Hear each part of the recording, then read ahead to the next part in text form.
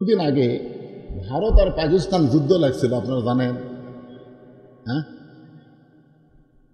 কথা কয় না কেরে, আপনারা জানেন না? মোদি কি কইছিল? মোদি বলছিল পাকিস্তানকে ধ্বংস করতে আমাদের 15 দিনও লাগবে না। আর পাকিস্তানের যিনি প্রধান সেনাপতি তিনি আবার 30 পারা কোরআনের হাফেজ। জোরে খান সুবহানাল্লাহ। ভারত যতই চিনি বন্ধ করে দেখ, যতই পেঁয়াজ বন্ধ করে দেখ, যতই আলু বন্ধ করে দেখ, তোমাদের রেজেকের কোনো পেরেশানি করা লাগবে না। আল্লাহ থেকে, আসমান থেকে, জমিন থেকে তোমাদের রেজেকের ব্যবস্থা করবে। জোরে কোন কথা ঠিক? আর 2 নম্বর পুরস্কার কি? ওয়া আমানাহুম মিন খাউফ। আপনার বলেন তো, কিছুদিন আগে ভারত আর পাকিস্তান যুদ্ধ লাগছিল, আপনারা জানেন? হ্যাঁ, কথা কয় না কেরে, আপনারা জানেন না? মোদি কি কইছিল? মোদি বলছিল পাকিস্তানকে ধ্বংস করতে আমাদের 15 দিনও লাগবে না। আর পাকিস্তানের যিনি প্রধান সেনাপতি তিনি আবার 30 পারা কোরআনের হাফেজ। জোরে খান সুবহানাল্লাহ। তিনি কয় পারা? 30 পারা কোরআনের হাফেজ হলেন পাকিস্তানের আর্মির প্রধান সেনাপতি। তিনি বললেন বনিয়ানুম মারসুস, যুদ্ধ করব আমরা নিজের ইচ্ছাই না, আল্লাহর ইচ্ছাই। যদি ভারত আমাদের আক্রমণ করে আমরা ভারতকে আক্রমণ করব। আমরা দোয়া দরুদ দিয়া ভারতের হাত থেকে বাঁচার চেষ্টা করব না, কারণ আল্লাহ নবীকে বলেছেন ইয়া আইয়ুহান নাবিয়্যু হারজিল মুমিনিনা আলাল কিতাল। ওগো নবী, মক্কার কাফেররা যদি মদিনা আক্রমণ করে আপনি দোয়া দিয়া দরুদ দিয়া মদিনা রক্ষা করতে পারবেন না, ওই মক্কার কাফেরদের বিরুদ্ধে যুদ্ধ করা লাগবে। এ ঘোষণা কার? পাকিস্তানের প্রধান সেনাপতি বলল ওরা যদি আমাদেরকে আক্রমণ করে আমরাও করব, তবে নামাজ পড়ব। আগে নামাজ পড়ব, ইয়্যাকা না'বুদু ওয়া ইয়্যাকা নাস্তাইন। গোলামি করব কার? সাহায্য চাবো কার কাছে? এমন মার দেওয়া দিছে ভাই, 15 দিনে ভারত পাকিস্তান দখল করবি। 7 দিনেই মোদি কান্দে কান্দে ডোনাল্ড ট্রাম্প কষে পাকিস্তান যদি আর যুদ্ধ করে তা আমাদের খালি মাটি থাকবি, মানুষ থাকবি না। কি আল্লাহ বলেছেন ও আমানাহুম মিন খাউফ, নামাজ আদায় করো। আসমানি বিপদ, জমির বিপদ, পারমাণবিক বিপদ, যত প্রকার অস্ত্রের বিপদ আছে সমস্ত কিছু থেকে আমি আল্লাহ তোমাদেরকে পুরাপুরি নিরাপত্তা দিয়ে দিব। জোরে কান সুবহানাল্লাহ। এ ভারতের ওদের পশ্চিম বাংলার একটা কি আছে, ওর নাম কি? মমতাজুল্লাহ কি একটা মাঝে মধ্যে কয় না বাংলাদেশ দখল করতে আমাদের কয় মিনিট লাগবে। জোকার সাংবাদিক হয়। আর একটা ভূপেন্দু না কি যাই হোক একটা আছে। হ্যাঁ, না না গয়ের সল্লাই রে, যাই হোক এখন মনে ভূপেন্দ্র ওই গতকাল ফেসবুকে দেখেন মুসলমানের হাত ধরা মাছ আছে। ভাই তোরা হলি সেই মাল রে, তোরকে আল্লাহর কাছে আমাকে ভগবানের খাওয়াই নাই। এই কিছুদিন আগে যে গল্প মারছে বাংলাদেশ দখল করবে, ইউনূস সরকার ভারতে বুড়া আঙ্গুল দেখা চিনত গেছে, মোদি গালত হাত দিছে। শক্তি কিন্তু আমাদের একটাই, সেই শক্তির নাম হলো নামাজ। যারা বলেন নাম কি? ইন্নাস সালাতা তানহা আনিল ফাহশাই ওয়াল মুনকার। একমাত্র নামাজই পারে মানুষকে যাবতীয় বেহুদা এবং খারাপি কাজ থেকে বাঁচাই দিতে। প্রত্যেকটা যুবকের হাতে একটা করে মোবাইল আছে না নাই? দরকার আছে না নাই? এই যুবক যদি 5 ওয়াক্ত নামাজি হয়, ওর কাছে যতই মোবাইল থাক ওই অন্য কোনো ভিডিও দেখতে পারবে, কিন্তু অশ্লীল ভিডিও কোনোদিন দেখবে না। যখনই দেখবার যাবে নামাজ বলবে কেউ না দেখলেও তোকে আল্লাহ দেখতেছে। দরকার ঠিক। তাই এই পাঠাগারের মাহফিল থেকে আমি আপনাদেরকে 1 নম্বর দাওয়াত দিলাম, নামাজ। লা সালাতা লা ঈমান, যার নামাজ নাই তার ঈমান নাই। বাইনাল আবদি ওয়াল কুফরি তরকুস সালাত, বান্দার কাফের মধ্যে পৃথক করার জিনিসটার নামই হলো নামাজ। আল্লাহ বললেন ফাসাল্লি লিরাব্বিকা, 1 নম্বর হলো তোমাদের নামাজ। পুরুষ মানুষের জন্য 1 নম্বর হলো নামাজ। আমি এখানে আজকে মাগরিবের নামাজের পরে আইছি, যত বক্তা ওয়াজ করছে এ পর্যন্ত শুধু ওয়াজ করে গেছে, কিন্তু মা বোনেরা যে অনেকে এসেছে তাদের পক্ষে একটা কথাও বলেনি, জোরে কোন কথা ঠিক কি না? আপনারা বলেন তো, এখনকার মায়েরা ছেলেদেরকে নষ্ট করার পিছনে 1 নম্বর কারণ কি? এখনকার মায়েরা ছেলেদেরকে সন্তানদেরকে নষ্ট করার 1 নম্বর কারণ হলো সিজার। আমরা যে কয়টা উপরে বসে আছি একটাও সিজার করা নয়, কেন আমাদের মায়েরা খুবই কষ্ট করে সন্তান প্রসব করেছে। জোরে কোন কথা ঠিক কিনা? কথা কন রে ভাই, কি বলবো প্রসবের কথা, মা বিনে সেই ব্যথা কেউ তো বুঝিবে না, মাজন ঠেকিয়া সন্তানের দায়, অকালে মা মারা যায়, কেন সে মায়ের ভক্তি করবা না, এমন দরদি ভবে কেউ হবে না আমার মা, মা গো। খুব খেয়াল করবেন, আমরা যারা পুরুষ মানুষ, আমাদের 1 নম্বর আমল হচ্ছে নামাজ। নামাজ যদি আমরা না পড়ি, কোন আমল আল্লাহ আমাদের কবুল করবে না। আর নারীদের জন্য 1 নম্বর নেক আমলের নাম হলো পর্দা। পর্দা নিশি নারী দরকার হলে সন্তান প্রসব করতে মরে যাবে, কিন্তু অপরিচিত ডাক্তারের কাছে সিজার করবি না। জোরে কোন কথা ঠিক কি না? আমার গ্রাম সম্পর্কে ভাবি ছিল, ওর স্বামী খুব সম্পদশালী, তুমি অত কষ্ট করতেছো, তোমাকে সিজার করাবো। বলে আমাকে যে সিজার করবে সে মরদ মানুষ না মেয়ে মানুষ, তার কোনো গ্যারান্টি নেই। তা আমার পেটে ভিতরে, আর এটি এখন সিজার করবার যে আমার পেট লাইডে চেড়ে সেই পেট কেটে বাচ্চা বার করবি, আর সেই বাচ্চা দুনিয়াতে ভালো হবে। ওই মোবাইল ছাড়া ভাত খাবি না, মোবাইল ছাড়া কান্না বন্ধ হবি না, দরকার হলে যত কষ্ট হবে মরে যাবো, কিন্তু আমি নর্মালে বাচ্চা নিব, আমি সিজার করাবো না। করাইনি, 2-3 দিন কষ্টের পরে বাচ্চা হয়ে গেছে। আমাদের আগেকার যুগে কি সিজার ছিল? আমার মায়েরা যারা পর্দার অন্তরাল শোনেন, একটা মেয়ে মানুষ মারা গেলে কোন পুরুষ মানুষ তাকে ধরে কবরের মধ্যে নামাবার পারবে? ইমাম গাজ্জালিকে যখন মেয়েদেরকে পর্দা সম্পর্কে বলা হলো, উনি সরাসরি বললেন কবর, সরাসরি শব্দ বললেন কবর। ছাত্ররা বললেন হুজুর, মেয়েদের পর্দার কথা বলতে আপনি কবরের কথা কেন বললেন? ইমাম গাজ্জালি বললেন, একটা মহিলা মারা গেলে যেই সমস্ত পুরুষ মানুষ তার দেহ ধরে কবরের মধ্যে নামাবার পারবে, কেবলমাত্র তারা ছাড়া সকলের কাছে মেয়েকে পর্দায় থাকতে হবে। আমার এই সহজ কথাকে আপনারা বুঝতে পারলেন? একটা মেয়ে মানুষ মারা গেলে তার লাশ ধরে যারা কবরের মধ্যে নামাবার পারবে, শুধু তাদেরকে ছাড়া যত পুরুষ আছে সকলের কাছে মেয়েদেরকে পর্দার মধ্যে থাকতে হবে। এখন আপনারা হিসাব করে বলেন তো, যে আপনার বউ যদি মরে যায়, বা আপনার মেয়ে যদি মারা যায়, বা আপনার মা যদি মারা যায়, কারা কারা লাশ ধরে কবরের মধ্যে নামাবার পারবে? কি খুব খেয়াল করা লাগবে, খুব খেয়াল। হ্যাঁ, যদি দুলে ভাই ধরবার চায়, দুলে ভাই, চাচাতো ভাই, খালাতো ভাই, ফুফাতো ভাই, মামাতো ভাই, আপনারা বলেন তো, যে কয়টা ভাই বলেন সবগুলো যদি বাদী হয়, তাহলে সেই ভাইয়েরা ঘরের মধ্যে ঢুকবার পারবে? ঢুকতেছে না, বাড়ির মধ্যে ঢুকতেছে না, কারণ ঢুকতেছে না।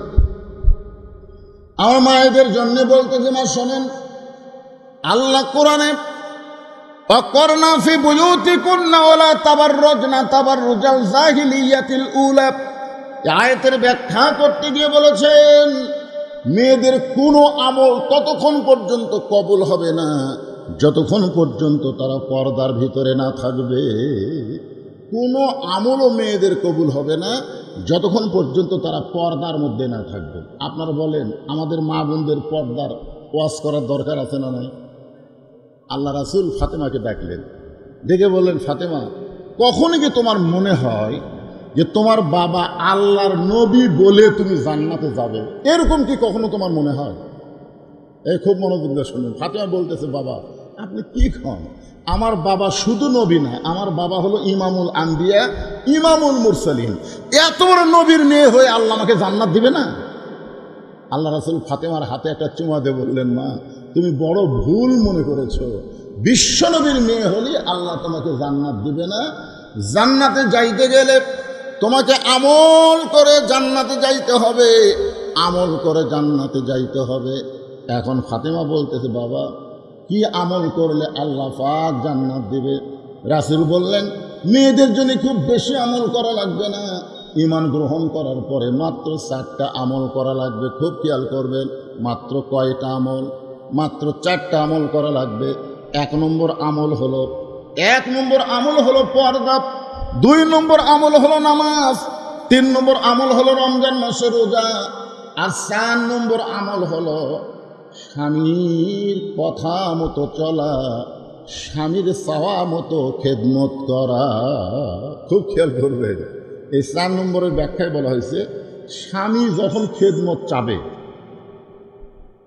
বউ ইচ্ছা করে যে স্বামী খেদমত করা যাবে না। স্বামী যদি খেদমত চায়, দেখো তো আমার চুলকাচ্ছে, চুলকে দেওয়া লাগবে, দেখো তো আমার মাথা বিষাচ্ছে, টিপে দেওয়া লাগবে।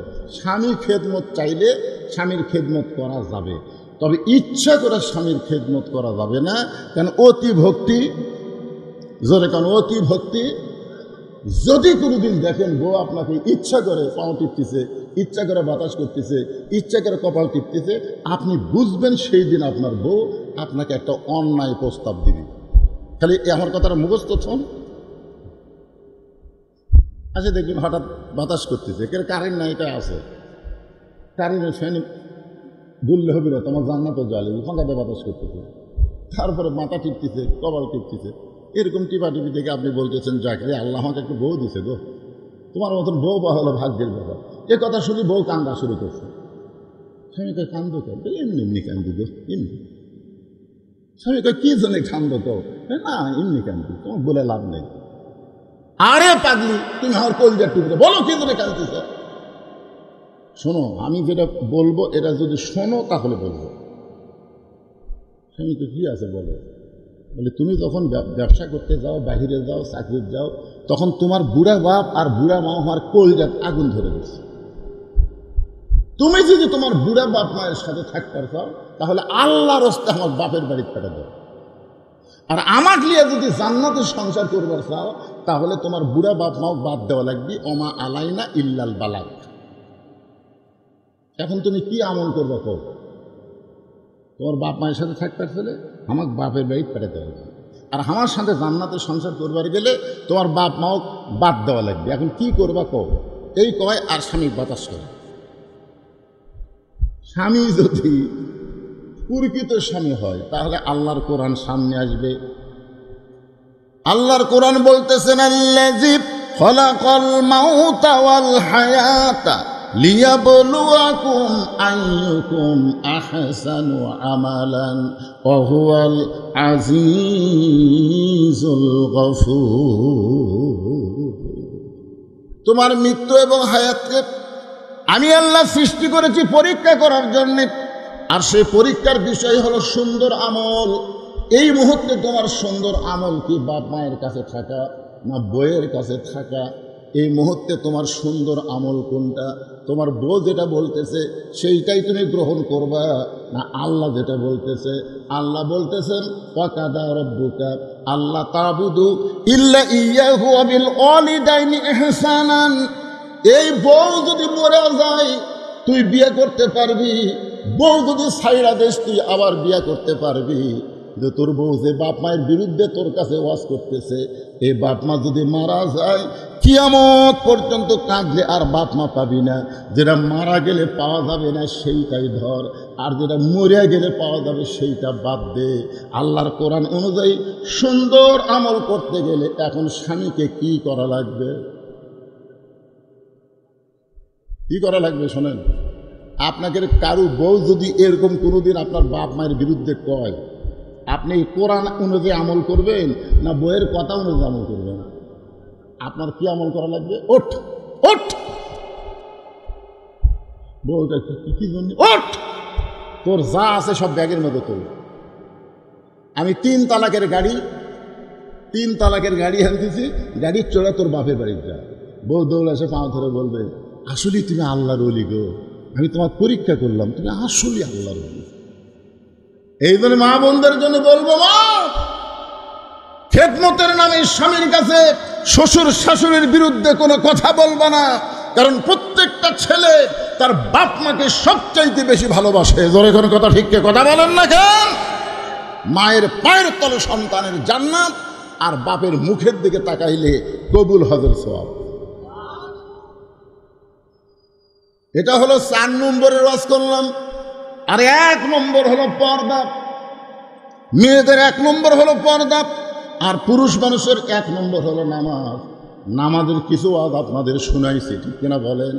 এরপরে দ্বিতীয় বিষয় আসবে কুরবানি। এই কুরবানি মানে অনেকে মনে করতে যে হুজুর আমি গরিব মানুষ, আমি না হয় নামাজ পড়বো, কিন্তু কুরবানিতে আমি দিবার পারবো না, তাহলে হাউজে কাউসারের পানি আমি পাচ্ছি না। না না, অনেকে কিন্তু এরকম চিন্তা করে।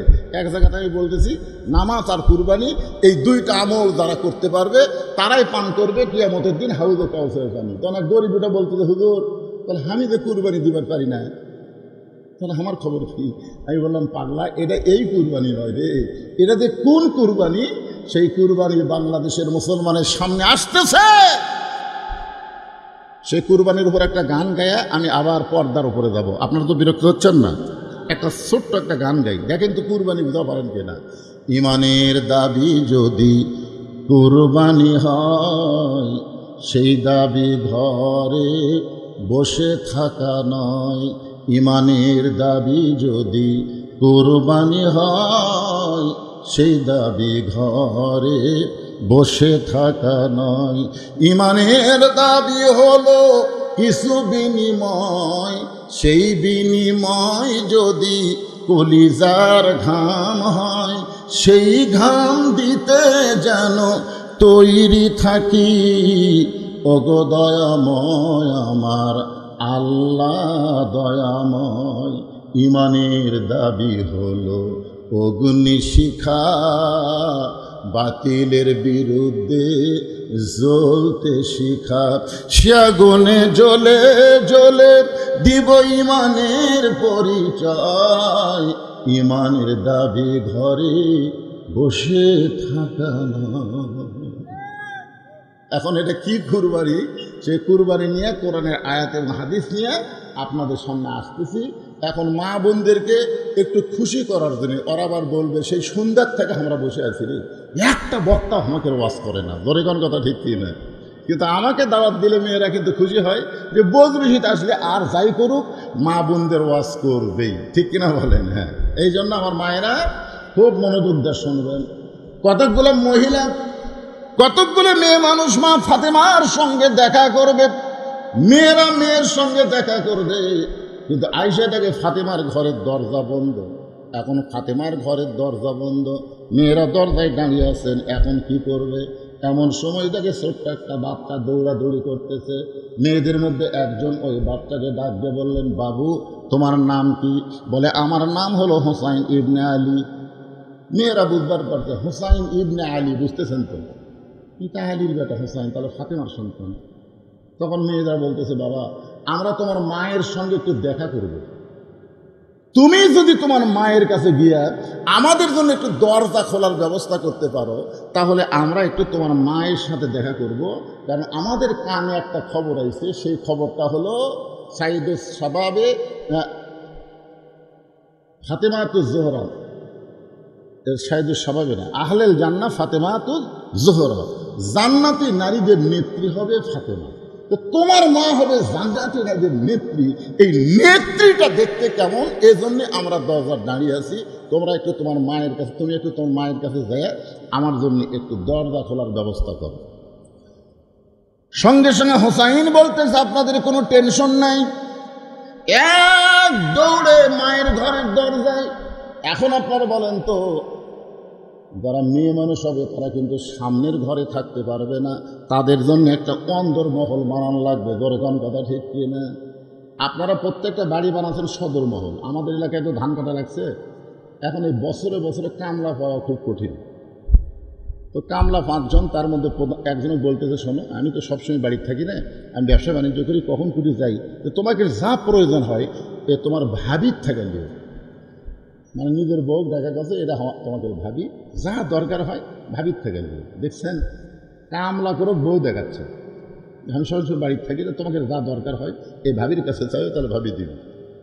এই 5 জনের মধ্যে একটা হলো লুচ্চা ঢোপা, ধরে কোন কি ঢোপা, সব কামলা কে এক হয়, ওই কিছুক্ষণ পর পর আসে ভাবি, ও ভাবি পানি খাবো, ভাবি এ লাগবে সে লাগবে। এখন মেয়ে মানুষকে ভাবি করে ডাকে, এখন ভাবি কথা কয়, ভাবি একদিন সামনে এসে বলতেছে তুমি খালি ঘন ঘন ভাবি ভাবি করে ডাকো, কারণ কি? ভাবি বিশ্বাস করেন, আল্লাহ শপথ করে বলতেছি, আপনার যে চেহারা মনে হয় আপনার বিয়েই হয়নি। এখন চিন্তা করেন, একটা পুরুষ মানুষ যদি একটা মেয়েকে বলে যে আপনার যে চেহারা মনে হয় আপনার বিয়েই হয়নি, মেয়েটা কাঁদতে কাঁদতে কয় এই কথা তোমার ভাই কোনোদিনও কয়নি। জানেন, কোনো পরপুরুষকে সদর দরজা বানানো হবে না, প্রত্যেকটা মুসলমানের বাড়িতে একটা অন্দর মহল থাকা লাগবে, জোরে কোন কথা ঠিক কিনা? সেই মহলের মধ্যে শুধু মেয়েরাই থাকবে, কোনো পরপুরুষ সেখানে ঢুকতে পারবে না। এখনো হোসাইন এমন একটা দরজায়, মায়ের দরজায় একটা ঘর অতিক্রম করে যেই মাত্র মায়ের দরজায়, এমন সময় ওই ঘরের মধ্যে হযরত আলী আল্লাহর কোরআন শরীফ পড়তেছে, মানে একটা ঘর বাদ দিয়ে ফাতেমার ঘরের দরজা হোসাইন, যেই ঘর বাদ দিয়ে হোসাইন মায়ের দরজায়, ওই ঘরের মধ্যে হযরত আলী আল্লাহর কোরআন তেলাওয়াত করতেছে। ইন্নামাল মুমিনুনা আল্লাযীনা ইযা যুকিরাল্লাহু ওয়াজিলাত কুলুবুহুম ওয়া ইযা তুলিয়াত আলাইহিম আয়াতুহু জাদাতুহুম ঈমানা ওয়া আলা রাব্বিহিম ইয়াতাওয়াক্কালুন। আল্লাহু আকবার। আপনারা যে আয়াতে কারিমা তেলাওয়াত শুনলেন, এর বাংলা অর্থ জানেন? হযরত আলী আল্লাহর কোরআন তেলাওয়াত করতেছে, আর হোসাইন চলে গেছে মায়ের ঘরের দরজায়, কোরআন তেলাওয়াত বাদ দিয়া। হোসাইন বাহিরে খেলাধুলা করতেছিলি, ভালো কথা, তো খেলাধুলা বাদ দিয়ে হঠাৎ মায়ের দরজাত কেন? এখানে একটা শিক্ষা হলো যে আপনি যতই কোরআন তেলাওয়াত করেন, যতই নামাজ পড়েন, আপনার সন্তানের দিকে আপনার খেয়াল রাখা লাগবে। কি রাখা লাগবে? আপনি যদি নামাজ পড়েন, রোজা করেন, হজ করেন, যাকাত দেন, আপনার সন্তান কি করতেছে খেয়াল করার দরকার আছে না নাই? আপনি যদি খেয়াল করেন, আপনার মেয়ে দেখবেন সন্ধ্যার সময় খেয়াল করতেছে যে হাঁস মুরগি ধরা উঠলো কেন, খেয়াল করতে হয়। প্রত্যেকটা মেয়ে মানুষ যারা হাঁস মুরগি পালে খেয়াল করে না, সন্ধ্যার সময় লাইট দিয়ে দেখতেছে ঘরত হাঁস মুরগি উঠলো কেন। যারা পুরুষ মানুষ গরু ছাগল পালে, তারা কিন্তু সন্ধ্যার সময় খেয়াল করে দেখে গরু ছাগল গোয়াল ঘরে সব ঠিক মতো উঠলো কেন। তাহলে আপনি সন্ধ্যার সময় মেয়ে মানুষ হাঁস মুরগি খেয়াল করে, সন্ধ্যার সময় পুরুষ মানুষ গরু ছাগল খেয়াল করে, আর রাত 10টা বেজে যায় আপনার পাটা কি করতেছে, আপনার বেটি কি করতেছে, আপনার খেয়াল করার দরকার আছে না নাই? জোরে কোন আছে না নাই? খেয়াল করছেন? আজকে যে আপনারা এখানে ওয়াজ শুনতে যাচ্ছেন, বাপেরা আপনাকে পাটারা কি করতেছে,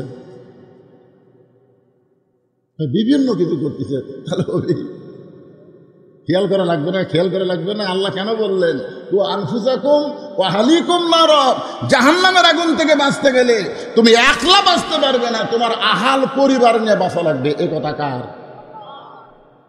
দেখেন ছোট্ট বাচ্চা হোসাইন, তার দিকে বাপের কি খেয়াল দেখছেন? হোসাইন বারে খেলাধুলা করতেছিল, ভালো কথা, সে খেলাধুলা বাদ দিয়ে মায়ের ঘরের দরজা কেন? হোসেন বলতেছে বাবা, কতগুলো মেয়ে মানুষ দরজার দাঁড়িয়ে আছে, তারা আমার মায়ের সঙ্গে দেখা করবার চায়।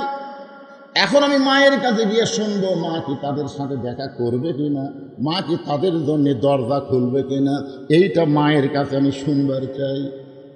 হযরত আলী বললেন তোমার বয়স কত? দেখেন নিজের ছেলেকে বলতেছে তোমার বয়স কত। তো হোসেন বলতেছে আমার বয়স কত আপনি ভালো জানেন। আলী বলতেছে এই জন্যই তো আটকে দিছি, এই জন্যই আটকে দিছি, তোর বর্তমান যে বয়স চলতেছে এই বয়সে যখন তখন মায়ের ঘরে ঢোকা যাবে না। কি মনে করতেছেন? হ্যাঁ, আমার 3টা মেয়ে, আমাকে আল্লাহ কোনো ছেলে দেয়নি। 3টা মেয়েকে আমি 9 বছর, অর্থাৎ 3 এই একটা মেয়েকে আমি 3 বছর করে আমার বুকের উপর আমি মানুষ করছি। মেয়েরা যেন কোনো সময় বলবার না পারে যে আমাকে ভাই নাই দেখে বাপ আমাকে দেখতে পারে না। এ কথা যেন বলবার না পারে এজন্য কোনো দোলনা কিনিনি। আমার মেয়েদেরকে আমি বুকের উপর ঘুমাইছি, রাত্রেবেলা তো ঘুম আসতো, আমি আস্তে করে মেয়েকে বুকের উপর দিতাম। আর বউ বলতো তোমার ঘুম কেমনি হবে, আমি মেয়েকে বুকে ঘুম পারি। যদি কোনো সময় নিয়ে চেতন পাই তখন দেখবি বাপের বুকের উপর। যে 3টা মেয়েকে আমি বুকে করে ঘুম পাড়াইছি, এখন সেই 3টা মেয়ে টাকা লাগলে আর আমার কাছে আসে না, ওর মায়ের কাছে চায়, আমার কাছে আসে না। ওর মা এসে কয় তোমার মেয়েরা টাকা চাচ্ছে, টাকা দাও। তাই বললাম ওরা আমার কাছে আসলে কী হয়, তো শরম পায়। দেখছেন, মেয়ে যখন বড় হয় তখন বাপের কাছে আসতে শরম পায়। আবার বাবাও মেয়ের ঘরে ঢুকতে গেলে ইচ্ছা মতো ঢুকতে পারবে না, মেয়ের অনুমতি নিয়ে ঢোকা লাগবে। জোরে খান কথা ঠিক কি না? আবার ছেলে যখন বড় হয় মায়ের ঘরে ইচ্ছা মতো ঢুকতে পারবে না, ঢুকতে গেলে অনুমতি লাগবে। হযরত আলী বলতেছেন হুসাইন, এখন তোমার যে বয়স হয়েছে, এই বয়সে তুমি দৌড়ে গিয়ে দরজা খুলে মায়ের ঘরে ঢুকতে পারবা না। মায়ের ঘরে ঢুকতে গেলে তোমাকে বলতে হবে মা আমি হোসাইন একটু ঢুকতে চাই। মা যদি বলে 5 মিনিট পরে ঢোক, তাহলে 5 মিনিট পরে ঢোকা লাগবে, যখন তখন ঢোকা যাবে। কারণ ঘরের মধ্যে মেয়ে মানুষ, রাস্তাতে মেয়ে মানুষ যেরকম থাকে, আর গরমের দিনে ঘরের মধ্যে মেয়ে মানুষ হয়তো কাপড় চোপড় খুলে বসে আছে, আর হঠাৎ বাচ্চা যদি ঘরে যায় আর বাচ্চা যদি বুঝবার পারে, তাহলে মাও কিন্তু শরম পায়। জোরে কোন পায় কি পায় না? মেয়ে হলে শরম কম পাবে, কিন্তু ছেলে হলে শরম বেশি পায়। দেখবেন মা মেয়ে একসাথে গোসল করে কি করে না, কথা কন, অনেক জায়গা করে। কিন্তু ছেলের দেখে মা শরম বেশি পায়, আর মেয়ের দেখলে বাবা শরম বেশি পায়। আলী বলতেছেন হুসাইন, এখন তোমার যে বয়স হয়েছে, এই বয়সে যখন তখন তুমি মায়ের ঘরে ঢুকতে পারবে না, তুমি একটু আমার কাছে আসো। যেই হুসাইন হযরত আলীর কাছে, আলী বলতেছেন এ ধর, আমার দিকে খেয়াল করেন, হুসাইন যে কাছে আইছে হযরত আলী বলতেছেন ধর। কি ধর? কথা কয় না। এখন 4.5 বছর বয়স, সেই বাচ্চাকে হযরত আলী বলতেছেন ধর, আর হুসাইন বলতেছেন দেন দেন। আলীর চোখে মুচকি মুচকি হাসি, সুবহানাল্লাহ। হ্যাঁ, কারণ ওমর ফারুক একদিন বললেন ইয়া রাসূলুল্লাহ, আপনার পিছনে আমরা জোহরের নামাজ আদায় করতেছি, প্রথম রাকাতের প্রথম সেজদা 3 বার সুবহান রাব্বিল আলা ঠিকই হলো, কিন্তু দ্বিতীয় সেজদা 100 বারের বেশি সুবহান রাব্বিল আলা বলি, আপনি সেজদা থেকে মাথা তোলেন না।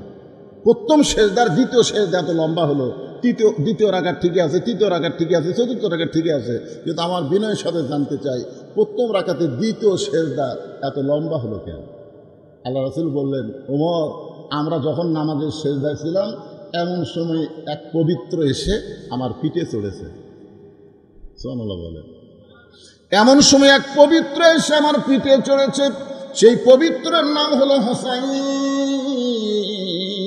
যতক্ষণ আমার পিঠে বসেছিল আমি নামাজ পড়া অবস্থায় হোসাইনকে পিঠ থেকে নামাবার চাইলাম, কিন্তু নামাজের মালিক আল্লাহ বললেন, হাবিব, হোসাইন যতক্ষণ আপনার পিঠে চড়ে বসে থাকবে আপনি ততক্ষণ সেজদা থেকে মাথা তুলবেন না, এমনকি ওকে পিঠ থেকে নামাবারও পারবেন না। রাসূল কিন্তু হোসাইন বলে নাই, রাসূল বলেছেন একজন পবিত্র। তার মানে বোঝা গেল ফাতেমার 2টা সন্তান হাসান হোসাইন এরা জন্মসূত্রে পবিত্র হয়ে জন্মগ্রহণ করেছে। যেই বললেন হযরত আলী ধর, সঙ্গে সঙ্গে হোসেন বলতেছেন দেন। হোসেনের হাতে আল্লাহর কোরআন শরীফ দিয়ে হযরত আলী ফাতেমার ঘরের মধ্যে ঢুকতেছেন। রে মায়েরা যারা পর্দায় আছেন একটু মনোযোগ দিয়ে শোনেন, বাবা যদি, মেয়ে যদি বড় হয় বাবা ঢুকতে অনুমতি লাগবে, আবার যদি ছেলে বড় হয় মায়ের ঘরে ঢুকতে কি লাগবে? কথা কন, কি থাকবে? কিন্তু স্বামী যদি বইয়ের ঘরে ঢোকে অনুমতি লাগবে? কেন লাগবে না? কোন একটা দলিল দেন।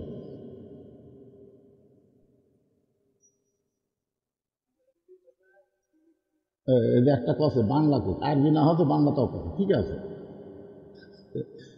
দেখছেন, প্রতিদিন এই ভিডিও করবার দেয় ওয়াজ মুখস্থ হয়ে গেছে।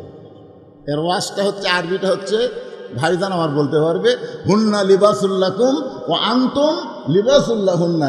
স্বামী হলো বিবির পোশাক, বিবি হলো স্বামীর পোশাক। একটা মনে করেন এক ঘরের মধ্যে স্বামী স্ত্রী ছাড়া আর কেউ নেই, যদি দরজা জানলা বন্ধ করে স্বামী স্ত্রী ন্যাংটা হয়ে শুয়ে থাকে, পাপ হবে? কথা কন না, পাপ হবে? কোনো পাপ নেই। একই কম্বলের মধ্যে দুই স্বামী স্ত্রী ঘুম পারবে, কোনো পাপ নেই। তাহলে বোঝা গেল মেয়ে বড় হলে বাবা ঢুকতে অনুমতি লাগবে, ছেলে বড় হলে মায়ের ঘরে ঢুকতে অনুমতি লাগবে, কিন্তু স্বামী স্ত্রীর ঘরে ঢুকতে কোনো অনুমতি লাগবে না। এখনো হযরত আলী ফাতেমার ঘরের মধ্যে গিয়ে দরজা খুলেছে, যেই মাত্র দরজা খুলেছে তাকায় দেখে ফাতেমা বাম হাতে জাঁতা ঘুরাই আর ডান হাতে আল্লাহর কোরআন তেলাওয়াত করতেছে। ডান হাতের মধ্যে কোরআন শরীফ নিয়ে তেলাওয়াত করতেছে আর বাম হাতে জাঁতা ঘুরাইতেছে। জাঁতা বোঝেন আপনারা? আগের যুগে তো মেশিন ছিল না, আমরা ছোটবেলায় দেখছি ঢিকি। ঢিকি, আপনার ঢিকি দেখছেন? আমার বয়সে কারেন্ট আসলো, আমি আগে কারেন্ট ছিল না, তখন ঢিকি রে ভাই প্রত্যেকটা বাড়ির খালি একটা গেরার মধ্যে একটা আলাদা শান্তি। এটা ফ্যান লাগতো না, কঠিন গরমের মধ্যে আমরা গাছের ছায় ঘুম পাড়তাম, চোর ডাকাতের কোনো ভয় ছিল না। ধরে কথা কন না কেন ভাই, যা কি দিন ছিল রে। আর ঢিকির চাউলের ভাত আর পান্তা যা মজা ভাই। তার আগে ছিল জাঁতা। তার আগে কি ছিল? ফাতেমা বাম হাতে জাঁতা ঘুরাই আর ডান হাতে আল্লাহর কোরআন তেলাওয়াত করতেছে। একই মানুষ বাম হাতে জাঁতা ঘুরাই, ডান হাতে আল্লাহর কোরআন তেলাওয়াত করে। এ দৃশ্য দেখার সঙ্গে সঙ্গে হযরত আলী রব্বানা পড়েন, রব্বানা আতিনা ফিদ দুনিয়া হাসানাতাও ওয়া ফিল আখিরাতি হাসানা ওয়া কিনা আযাবান্নার। এটা মুখ ফসকা বার হয়ে গেছে। কি বার হয়েছে? এই আয়াতের মধ্যে কি আছে? যার দুনিয়া সুন্দর তার আখিরাতও। যার দুনিয়া সুন্দর, ফাতেমা কিন্তু দুই হাতে কি করতেছে? এটা কি? এটা হলো দুনিয়া, আর এটা কি? আখিরাত। কোরআন শরীফ কি দুনিয়া না আখিরাত? আখিরাত। তাহলে কি চলতেছে?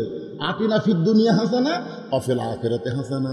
যাই 5 ওয়াক্ত নামাজ পড়ে, জমির ধান আবাদ করে, তার কি মনে করতেছেন ওই ধান আবাদ করা কি খারাপ?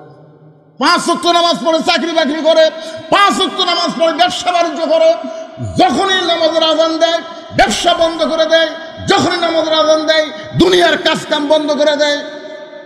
এখন জুম্মার দিনে মুসল্লি কম কেন? মুসল্লি কম কেন? যে হারে ধান কাটা লাগছে হুজুর, ধান কাটা লাগলে মুসল্লি কমবি কেন? আগে কি? আগে কাজ না আগে নামাজ? আপনি যেই কাজ করতেছেন এই রোদের মধ্যে কাজ করতে করতে হাত ফেল করে মারা গেলে, বেনামাজি হয়ে মারা গেলে। এই জন্য দোয়াটা খেয়াল করবেন, রব্বানা আতিনা ফিদ দুনিয়া হাসানাতাও ওয়া ফিল আখিরাতি হাসানা ওয়া কিনা আযাবান্নার। সঙ্গে সঙ্গে ফাতেমা জাঁতা ঘুরান বন্ধ, কোরআন তেলাওয়াত বন্ধ। স্বামীর এই মুখের আয়াত শোনা, জাঁতা ঘুরানো বন্ধ, কোরআন তেলাওয়াত বন্ধ, দুইটাই বন্ধ করে ফাতেমা দৌড়ে এসে পায়ের বুড়া আঙ্গুলে ভর দিয়া স্বামীর কপালে একটা চুমা খা। স্বামীর কপালে বুড়া আঙ্গুলে ভর দিয়ে চুমা খা। খালি বলতেছেন ফাতেমা তুমি জাঁতা ঘুরাচ্ছিলে, কোরআন শরীফ তেলাওয়াত করতেছিলে, আর আমি ঘরের দরজাত আসার সাথে সাথে তুমি সব কাজ কাম বন্ধ করে দিয়ে আমার কপালে চুমা দিলে, কারণ কি? ফাতেমা বলতেছে আপনি জানেন না, স্বামী যখন ঘরত আসবে তখন বিবির সমস্ত কাজ কাম হারাম, একটাই মাত্র কাজ হচ্ছে স্বামীকে খুশি করা। আপনাদের পক্ষে ওয়াজ হচ্ছে, অথচ আপনারা সুবহানাল্লাহ করছেন না। আচ্ছা, স্বামী যখন ঘরত আসবে তখন বিবির 1 নম্বর কাজ কি? এ সাইয়্যিদাতুন নিসায়ে আহলিল জান্নাহ ফাতেমাতুজ জাহরা, যিনি জান্নাতি নারীদের নেত্রী হবে, তিনিই বলতেছেন স্বামী যখন ঘরে আসবে বিবির সমস্ত কাজ কাম হারাম, 1 নম্বর কাজ হলো স্বামীকে খুশি করা। আর আমাদের গুলাক যদি আমরা বাড়ির যা ডাকি, রহিমা কথা কয় না, গো রহিমা কথা কয় না, সোনার চান রহিমা, কি এত ডাকেন কেন? আমার কাম নেই? ওরে বাবা রে, স্বামী ডাকতিছে আর ওই আমার কাম নেই। আর ফাতেমা বলতে সমস্ত কাজ কাম হারাম। এমনকি নফল নামাজ যদি মেয়েরা পড়ে আর স্বামী যদি ডাক দেয়, নামাজ বাদ দেয়, স্বামীর ডাকের উত্তর দেওয়া লাগবে, নামাজ বাদ দেয়। কোনো মেয়ে যদি নফল রোজা রাখে, বউ স্বামী যদি দুপুরবেলা খায়, গোসল করার আগে একটু খেলাধুলা করবে, আসো, এখন মাঘ মাস রাতে খুব ঠান্ডা গো, বউ যদি নফল রোজা থাকে, সাথে সাথে রোজা ভাঙ্গে স্বামী খুশি করা লাগবে, বলাই হবে না আমি রোজা আছি। শুধু ভাত যখন আদায় করবে, ফরজ রোজা যখন করবে, তখন স্বামী এরকম অন্যায় প্রস্তাব যদি দেয়, তখন স্ত্রী জোরহাত করে বলবে, আমার কাছে আগে আল্লাহ, তারপরে স্বামী। রাসূল বলেছেন, আল্লাহর পরে কাউকে যদি সেজদা দেওয়ার হুকুম থাকতো, তাহলে প্রত্যেকটা বউকে বলতাম, স্বামীর পায়ে সেজদা করো। আপনি হচ্ছেন স্বামী, আগে আল্লাহ। আল্লাহর ফরজ বাদ দিয়ে আপনার ডাকে সাড়া দেওয়া যাবে না। সালাম ফিরানোর পরে উত্তর দেওয়া লাগবে, ইফতার করার পরে কাম করা লাগবে। কথা কি আমার বুঝতে পারতেছেন? হ্যাঁ।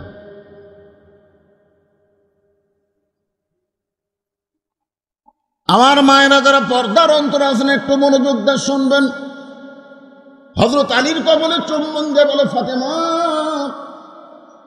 তুমি তোমার স্বামীকে খুশি করেছো, কিন্তু আমি তোমাকে একটা কথা বলতে চাই, তুমি জাতা ঘুরান বাদ দিলে ভালো কথা, কিন্তু আল্লাহর কোরআন তেলাওয়াত বাদ দিলে। ফাতেমা বলতেছে, আমিও তো জানতে চাই, আপনি তো বাহিরে কোরআন শরীফ পড়তেছিলেন, আমি মেয়ে মানুষ আস্তে আস্তে কোরআন পড়ি, আপনি কোরআন পড়েন জোরে জোরে। পুরুষ মানুষ যখন কোরআন পড়বে তখন আস্তে না জোরে? কি জন্যে? জোরে পড়ার মধ্যে একটা কাজ আছে। وَإِذَا قُرِئَ الْقُرْآنُ فَاسْتَمِعُوا لَهُ وَأَنصِتُوا لَعَلَّكُمْ تُرْحَمُونَ। এই আয়াতের শানে দেখবেন, এটা কিন্তু পুরুষের জন্য। পুরুষেরা যখন কোনো কারি যখন কোরআন পড়বে, তোমরা চুপ থেকে তোরা শুনে অনুধাবন করবা যে পড়ল এবং যারা শুনলো উভয়ই আল্লাহ রহমত বর্ষিত হলো। তো মেয়ে মানুষ জোরে কোরআন পড়তে পারবে, জোরে কোরআন পড়তে পারবে, এই পর্যন্ত মেয়েদের কান পর্যন্ত যাওয়া লাগবে, পর পুরুষের কানে যাওয়া চলবে না। ফাতেমা বলতেছে, আপনি কোরআন শরীফ পড়া বাদ দিয়া আপনি কেন ঘরের মধ্যে হঠাৎ ঢুকলেন? আপনি তো এইভাবে হঠাৎ কোনোদিন ঘরে ঢোকেন না, আজকে কেন ঢুকলেন আমি বুঝতে পারছি। আজকে কোরআন শরীফ পড়তে পড়তে আপনার বইয়ের কথা মনে হয়ে গেছে। আলী বলতেছেন, ফাতেমা, আসল ঘটনা হলো তোমার সন্তান হুসাইন। আসল ঘটনা হলো তোমার সন্তান হুসাইন। যেই মাত্র বলেছে তোমার সন্তান হুসাইন, ফাতেমার চোখ দর দর করে পানি পড়তেছে। আমার হুসাইন এমন কি বেয়াদবি করলো গো? আলী বলতেছেন, ফাতেমা, তুমি হোসেনের নাম শুনলে চমকে ওঠো কেন? ফাতেমা বলতেছে, আমার বাবা সবসময় আমাকে বলতো, ফাতেমা, তোমার দুইটা সন্তানের মতন হাসান অবিকল আমি নবীর মতো। হাসান কোনোদিন দুষ্টামি করবে না, হাসান কোনোদিন জেদ করবে না, কারণ হাসান অবিকল আমি নবীর মতন। কিন্তু হোসেন একটু জেদি, এই হোসেনের প্রতি তুই একটু বেশি খেয়াল রাখবি মা। সেই দিন থেকে আমার মনে হয় হোসেন শোনার সঙ্গে সঙ্গে আমার লাগে ভয়। হোসেন এমন কি করেছে গো, যার কারণে আপনি কোরআন তেলাওয়াত বাদ দিয়ে ঘরের ভিতরে? আলী বলতেছেন, ফাতেমা, এই মুহূর্তে আমি কোরআন শরীফ তোমার হোসেনের হাতে তুলে দিয়েছি। যেই বলেছে এই মুহূর্তে আমি আলী হোসেনের হাতে কোরআন তুলে দিয়েছি, সঙ্গে সঙ্গে ফাতেমা বলতেছে, আল্লাহ, ওই বাবা মা হলো সবচাইতে বড় ভাগ্যবান যার সন্তানের হাতে থাকবে আল্লাহর কোরআন। খালি সুবহানাল্লাহ করে হবে না। আপনাদের সন্তান আছে না নাই? হাতত কি আছে? মোবাইল। এই দেখছেন আমার মালিক ভাই শুরু না করতে মোবাইল। আরে পাগলা, মোবাইলের মধ্যেও কোরআন শরীফ ডাউনলোড করা যায়, জানেন আপনারা? 30 পারা কোরআন মোবাইলের মধ্যে তুলে আপনি ইচ্ছা করলে মন চাচ্ছে কোরআন শরীফ বার করে পড়লেন। মোবাইলের মধ্যে গান বাজনায় থাকবে, মোবাইলের মধ্যে আজহারের ওয়াজ থাকবে, সাইদ সাহেবের ওয়াজ থাকবে, পারলে আমার মতন বজলুরের ওয়াজ থাকবে। অনেক লোক তো আমার কয়, হুজুর রাত্রে যখন ঘুম ধরে না তখন আপনার ওয়াজ দিই। ওয়াজ শুনতে শুনতে কখন যখন ঘুম ধরে আমি ধ্যান বাড়ি পারি না। আমার একটা ওয়াজ আছে আদম হওয়ার ওয়াজ, আপনারা শুনছেন আদম হওয়ার? এই ওয়াজ যখনই দিবেন আপনি 8 ঘন্টা শুনবার করবেন না, মানে এত মেলোডি আর এত মধুর টান আছে, বুঝলেন? ওই টানে একসময় আজকে বলতেছি যদি কার ঘুমের ওষুধ লাগে, ওষুধ লাগবে না, কারণ আদম হওয়ার ওয়াজ শুনবেন। আর একটা আছে হাসান হোসেনের ওয়াজ, শুনছেন? মায়ের দয়া মাঝে, বাপের দয়া মাঝে মাঝে, মায়ের দয়া সব সময়, এগুলো শুনবেন। এগুলো যখন ছেলেরা শুনবে, ওয়াজ শুনবে, কোরআন শরীফ তেলাওয়াত করবে, ওই বাবা মাই হলো সবচাইতে বড় ভাগ্যবান যার বাচ্চার হাতে, ছোট বাচ্চার হাতে, ছোট বাচ্চার হাতে থাকবে আল্লাহর কোরআন। আর আপনার ছোট বাচ্চার হাতে দিয়েছেন কি? আগডুম বাগডুম ঘোড়াডুম সাজে, ঢাক ঢোলক ঝাঁঝর বাজে, ব্যস্তে ব্যস্তে চলল ঢুলি, ঢুলি গেল কমলা ফুলির টিয়াটা, সূর্য মামার বিয়াটা। ওই বড় হলে কি মাল হবে? তখন নিজে যে এতক্ষণ জেলে পড়লো, এর মধ্যে কি একটা কথা সত্যি আছে? কথা কন্ডে ভাই সত্যি আছে?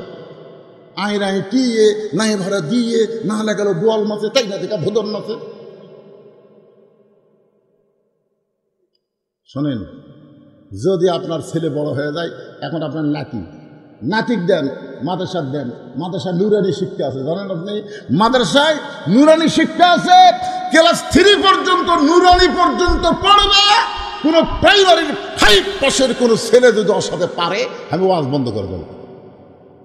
খালি নুরানি মাদ্রাসা দেবেন কে ভাই? কথা ঠিক? আমার নুরানি মাদ্রাসা আছে, ওর কবির আরবি লেখতেছে 1 নম্বর, বাংলা লেখ 1 নম্বর, ইংরেজি লেখ মানে ছেপে দিবে। কি উপবৃত্তি এই প্রাইমারির কয়টাকে উপবৃত্তির জন্য বেটা খাড়া হয়ে পেশাব করাচ্ছে। পেশাব দিয়ে আমার এলাকার এক ক্লাস 2 এর ছাত্র পেশাব দিয়ে 40 লিখছে। অনেক মাহফিলে বলি কিয়ামতের লক্ষণ। একের খাড়া হয়ে থাকে, যন্ত্রতে পেশাব করতেছে, আগে লিখছে 4, পরে দিচ্ছে 0। আমি জীবনে দেখে চিন্তা করলাম এটা কোন যুগের কি পেশাব দিয়ে লেখা। আমি যে বলছি কে রে মারছে তো, সামনে যা বললো কি করলি? চাচা দোয়া করেন, 100 পর্যন্ত লেখার নিয়ত আছে, দেখছেন? শালা আমার কাছে কি দোয়া চাই? 100 পর্যন্ত লিখতি, আজকে পেশাব কম দেখে 40 লিখছে। এ কোন ক্লাসে পড়িস রে? ক্লাস 2 এ পড়িস। আচ্ছা কেমনে পেশাব করা লাগে তুই জানিস না? তোর স্যার তোকে শিখায়নি? বসে থেকে পেশাব করবি। চাচা কি কয়, প্রাইমারি পেশাবখানা যায় দেখে আমার স্যারই খাড়া হয়ে পেশাব করে, ওর স্যারই খাড়া হয়ে মারে, তুই বসবি? চিন্তা করে দেখেন। ফাতেমা বলতেছে ওই বাবা মা হলো সবচাইতে বড় ভাগ্যবান যার হাতের মধ্যে থাকবে আল্লাহর কোরআন। কারণ যেই বাচ্চার হাতে কোরআন দেবেন, লা ইয়ামাসসুহু ইল্লাল মুতাহহারুন, ততক্ষণ পর্যন্ত স্পর্শ করতে পারবে না যতক্ষণ পর্যন্ত পবিত্র না হবে। আর ছোটবেলা থেকে সন্তানকে পবিত্র হওয়ার শিক্ষা দিলে 7 বছর থেকে তালিম দেবেন, 10 বছর থেকে নামাজ ধরাবেন, ও কোনোদিন বেনামাজি হবে না। এখন বলতেছে স্বামী গো, তাহলে আপনি হোসেনের হাতে কোরআন দেয় ঘরের মধ্যে, কারণ বলে দরজায় কতগুলো মেয়ে মানুষ আছে, সেই মেয়েরা তোমার সঙ্গে দেখা করতে চায়। তুমি যে সাইদাতুন নিসাই আহলুল জান্নাহ, তুমি যে জান্নাতি নারীদের নেত্রী, ওই মেয়েরা একটু তোমার সঙ্গে দেখা করতে চায়। তুমি যদি হুকুম দাও তাহলে দরজা খুলে দেওয়া হবে, আর দরজা খুলে দিলি মেয়েরা তোমার সঙ্গে একটু দেখা করবে গো। তুমি কি দরজা খোলার হুকুম দাও? ফাতেমা বলে স্বামী গো, আপনি যখন বলেছেন আমার কোনো আপত্তি নাই, তাহলে মেয়েরা যখন আমার সঙ্গে দেখা করতে চায় আপনাকে কষ্ট করে পর্দার ব্যবস্থা করা লাগবে। যেই বলেছে আপনাকে কষ্ট করে পর্দার ব্যবস্থা করা লাগবে, আলী মুচকি মুচকি হাসি আর বলে ফাতেমা, মেয়েরা মেয়ের সঙ্গে দেখা করতে গেলে পর্দার কোনো ব্যবস্থা লাগে না। কারণ আপনাদের এলাকায় যেখানে মেয়েদের বসার ব্যবস্থা করছেন, সেখানে কি এক এক মেয়ের জন্য ভিন্ন ভিন্ন না, সব এক জায়গায়? আপনারা বসার একটা ব্যবস্থা করেননি? করছেন? কোন দিকে সেটা? পাশে আছে। তাহলে সব মেয়েরা এক জায়গায় বসেনি। তাহলে হযরত আলী বলতেছে মেয়েরা মেয়ের সঙ্গে দেখা করবে, এখানে কোনো পর্দার ব্যবস্থা লাগবে না। ফাতেমা মুচকি মুচকি হাসে আর বলে, আপনি জ্ঞানের সম্রাট, আপনি জ্ঞানের সম্রাট হতে পারেন, কিন্তু পর্দা বিষয়ে আমার চাইতে আপনি কম জানেন। মাগরিবের নামাজের পরে যে হুজুর ওয়াজ করলো উনিও বললেন আনা মাদিনাতুল এলমে ও আলী ও বাবুহা। এই যে আমার ভাইস্তা ফরাত ওয়াজ করলো, ও বলল আনা মাদিনাতুল এলমে ও আলী ও বাবুহা। রাসূল বলেছেন আমি হচ্ছে এলেমের শহর, আলী হচ্ছে তার দরওয়াজা। তাহলে হযরত আলী হচ্ছে জ্ঞানের কি সম্রাট। আপনি জ্ঞানের সম্রাট, কিন্তু পর্দা বিষয়ে আপনি কম জানেন। আলী বলতেছেন ফাতেমা, তাহলে তুমি আমার চাইতে পর্দা বিষয়ে যখন বেশি জানো, তাহলে তুমি বলো আমি শুনি, তুমি বলো আমি শুনি। এখন ফাতেমা পর্দা বিষয়ে কি জানে সেটা হযরত আলী শুনবি। আজকে আপনাকে মরদগুলো শোনা লাগবে। আমরা আলীর দলের লোক নয়, চিন্তা করে দেখেন আমাকে শোনা লাগবে যে ফাতেমা এমন পর্দার কি জানে, যেই পর্দা আজকে বাংলাদেশে টাইম হলে প্রত্যেকটা বাড়িতে রহমত বরকতে ভরে যাবে। এখন প্রতি মাসে লাগতেছে 1.5 মণ চাউল, তখন লাগবে প্রতি মাসে 6 ধরা। এখন ইলিশ মাছের স্বাদ নাই, তখন সিলভার মাছ ইলিশের চাইতে বেশি স্বাদ হবে। বিশ্বাস করেন, একটা পর্দানিশী নারী যার মধ্যে হাত দিবি তারই মধ্যে বরকত হবে। সুবহানাল্লাহ না কেন ভাই? একটা পর্দানিশী মেয়ের মধ্যে কি বরকত। হাদিস সাহেব আমারে কয়, হুজুর গোটা বাংলাদেশে ওয়াজ করেন, আমার একটা মেয়ে আছে হুজুর, একটা ভালো ছেলে যদি আপনার খোঁজে থাকে একটু বিয়ে দেবো হুজুর, একটাই মেয়ে, একটু ভালো ছেলে। আমি একটা ছেলে পেলাম, যেই ছেলে 10 বছর থেকে এখন পর্যন্ত 1 ওয়াক্ত নামাজ কাজা করেনি, যেই ছেলে দাঁড়িয়ে ওঠার পরে কোনোদিন খুব ঠেকায়নি, যেই ছেলে মোষ কোনোদিন বড় হবার দেয়নি, যেই ছেলে কোনোদিনও মানে ওই শার্ট প্যান্ট পরেনি, পায়জামা যুদ্ধ, যেই ছেলে বর্তমানে 3টা চাকরি করতেছে। একটা হচ্ছে মাদ্রাসার মুহতামিম, মাদ্রাসার কি মুহতামিম, একটা হচ্ছে 5 ওয়াক্ত মসজিদের ইমাম, আর একটা হলো দূরের মসজিদের খতিব। 3টা চাকরি করতেছে। সেই ছেলের কাছে খবর নিয়ে হাজী সাহেবের কাছে গেলাম, হাজী সাহেব আপনি একটা ভালো ছেলে চাইছিলেন, আলহামদুলিল্লাহ বলেন। আল্লাহ মিলাই দিচ্ছে হাজী সাহেব। হ্যাঁ সাহেব আলহামদুলিল্লাহ কয় না, আগে আপনি ছেলের খবর দেন, তারপর আলহামদুলিল্লাহ করেন। শোনেন, ছেলে হচ্ছে কোরআনের হাফেজ, আবার দাওরা পাস, আবার ইফতা পাস, মুফতি। 3টা চাকরি করে। একটা হলো মসজিদের পেশ ইমাম, 5 ওয়াক্ত নামাজ পড়ে, আর এক মসজিদের খতিব, আর মাদ্রাসার মুহতামিম। আমার তো হুজুর এতগুলো আমি বুঝি না, সব মিলে বেতন কত? আমি কইলাম নিয়ে আপনি বললেন ভালো ছেলের কথা, ভালো ছেলের কথা যখন আপনি বললেন, তো বেতনের কথা শুনবার চান, তো বেতন শোনা লাগবে না? আমার মেয়ে ঘরে পানি ছেলে তো মনে করি। তখন আমি ছেলে মোবাইল করলাম, কে রে বাবা তোর 3টা মিলা বেতন কত? শুধু 3টা মিলা 14,000। তখন হাই হিসাব করছে, 3 চাকরি করে 14,000 পায়। হুজুর আমি আপনাকে ভালো ছেলে খুঁজবার কথা, কিন্তু এইরকম আমার কাছে একটা ছেলের খবর আছে, হুজুর গতকাল ঘটন দিয়েছে প্রাইমারির হেডমাস্টার, মাস গেলে 50,000, তাহলে 50,000 বাদ দিয়ে 14,000 দেবো। তা আমি বললাম আপনি ভালো ছেলের কথা বলছিলেন, ভালো ছেলে মানে যে ঘরে আমার মেয়ে সুখে থাকবে সেটাই হচ্ছে ভালো ছেলে। আমি তখন হাজি সাহেবকে একটা ওয়াজ করে বুঝালাম, হাজি সাহেব শোনেন, একটা ওয়াজ করি যে আপনার ওই হাফেজ সাহেব হুজুরের সাথে মেয়ে বিয়ে দিলেন, মনে করেন বুঝাচ্ছি, বিয়ে দিলেন।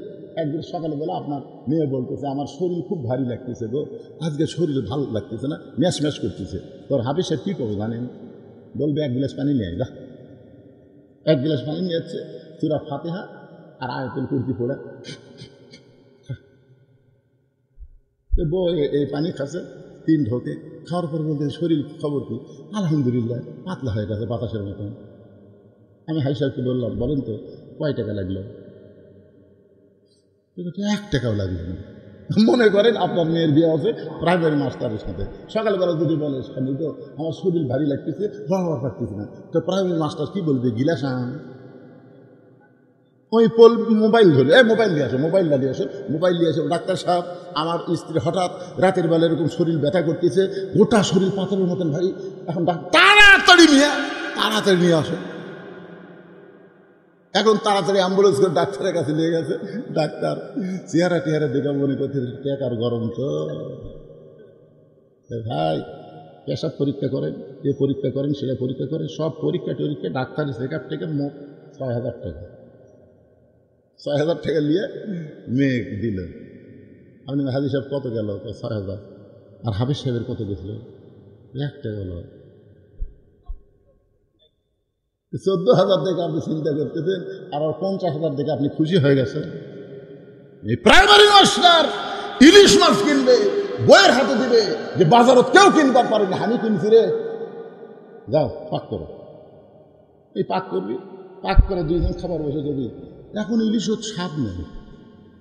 আর হাফেজ সাহেব সিলভার কিনে না, লোক বলবি বিসমিল্লাহ করে ধরো, বিসমিল্লাহ করে কত, বিসমিল্লাহ করে তরকারি পাক করবে। সব বিসমিল্লাহ করে পাক শিখ করে স্বামী স্ত্রী খাবার বলছে, তখন বলতেছে আল্লাহুম্মা বারিক লানা ফিমা রাযাকতানা ওয়া কিনা আযাবান নার। বিসমিল্লাহ বরকাতিল্লাহ করে ভাত আর সিলভারের মাছ যখন মুখত দেয়, তোর কে গো, তুমি না সিলভার কিনলে, ইলিশের মতন স্বাদ কেন? আল্লাহ কাছে যতবার বিসমিল্লাহ কইছি, ওটার সিলভার আছে, ওটা ইলিশ বানা দিছি। তো বরকত দেওয়ার মালিককে, কথা বলেন, বরকত দেওয়ার মালিককে। একটু মনোযোগ দিবেন আমার মা বোনেরা, আমি পর্দার কথা বলতেছি। ফাতেমা বলে, স্বামী গো, যে কয়টা মেয়ে দরজায় দাঁড়িয়ে আছে, আপনি কি তাদের চেনেন? আপনি কি তাদের চেনেন? আলী বলতেছে, কি বলবি? যদি বলে চিনি, উত্তর কি হবে? কম। শোনেন, বইয়েরা এরকম পরীক্ষা করতে পারে। আমি একদিন খালি আমার বইয়ের সামনে করছিলাম, আমার চাচাতো ভাইয়ের বউ খুবই সুন্দরী। এ কথা বলা সারা আমার বউ বলতেছে, কবে থেকে লুচ্চা হলো? আমার আপন চাচাতো ভাইয়ের বইয়ের কথা আমার বইয়ের কাছে খুশি, কবে থেকে লুচ্চা হলে? আপনার চাচাতো ভাইয়ের বউ দেখা আপনার জন্য জায়েজ না হারাম? আমি কিছু হারাম বল, তাহলে সুন্দরী কেমনি কম?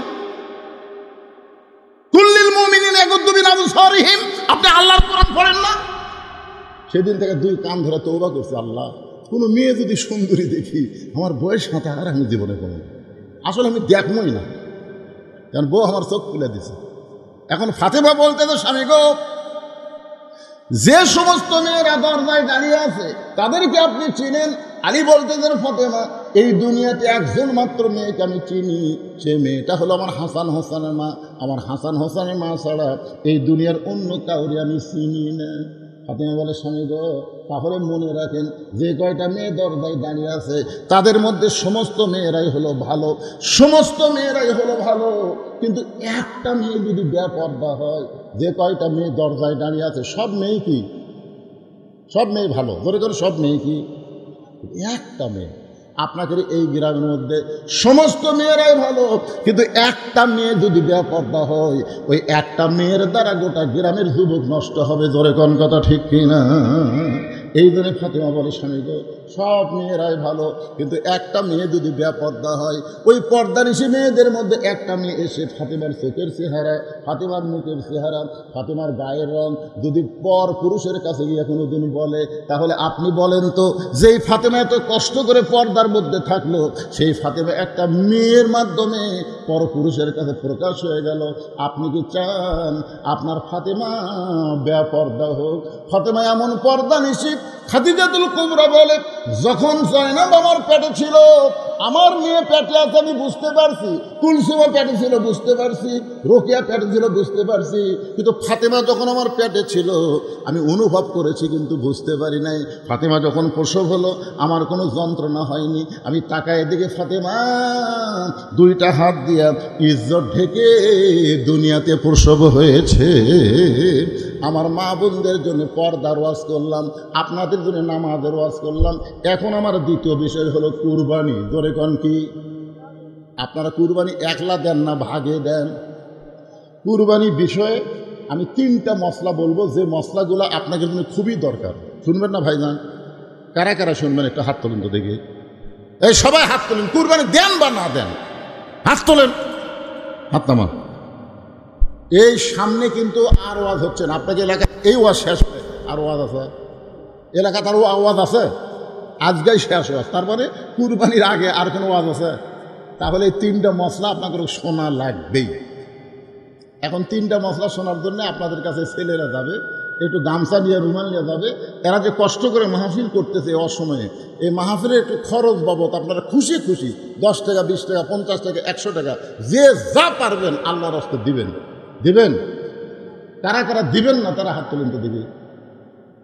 যারা 1 টাকাও দিবেন না, হুজুর পকেটের টাকা আছে আমি দেবো না। আচ্ছা, কারা কারা দিবেন তারা একটু আল্লাহ খাত দেখান তো, যারা দিবেন।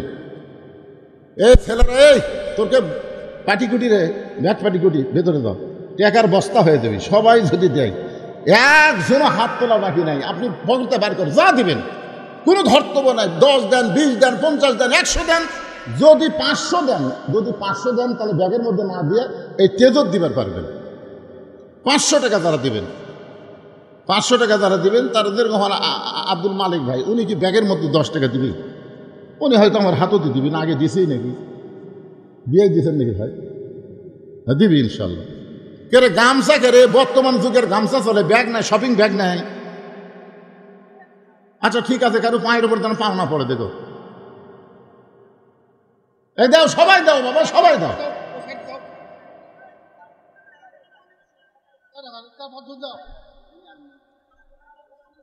ওই পিছন দিকে কেউ নাই, মাহফিল কমিটির পিছন দিকে কেউ নাই।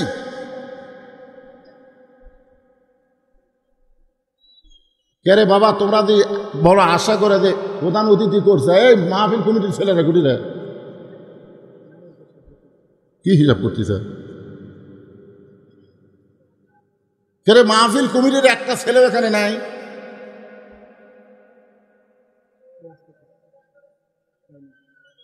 কোনটা? এই বাবা, এই তোমাকে প্রধান অতিথি কি দিছে? দোয়া করা লাগবে রে।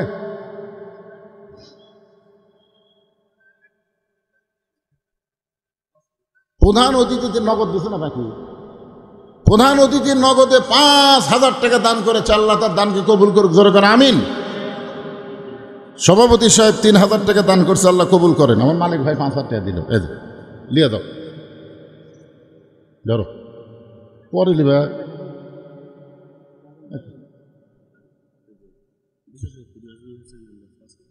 বিশেষ অতিথি নাজমুল হোসেন আমজাদ 5,000 টাকা দান করছে, আল্লাহ দানকে কবুল করেন।